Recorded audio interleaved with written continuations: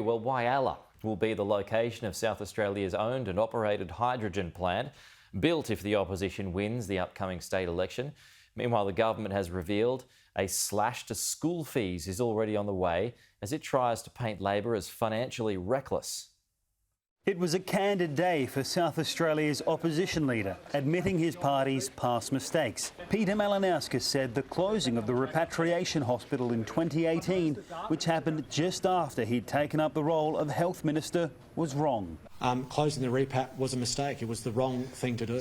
Political parties learn from their mistakes. And that the Liberal government's so-called big battery, built to store power for the state's electricity grid, was a good idea. The Labor leader now wants South Australians to also fund a hydrogen plant in Whyalla that would cost almost $600 million to build. Part of $2.5 billion worth of spending pitched so far by the party, mostly focused on health. We believe that it are urgent needs, and this is the thing, you've got to be able to pay for your promises. Meanwhile, the government has revealed a $100 cut to school fees for parents who send their children to public schools is already approved and funded. When you have a strong and growing economy, you can continue to invest in cost of living benefits. But it wasn't enough to convince the host of the Premier's event who she'd vote for.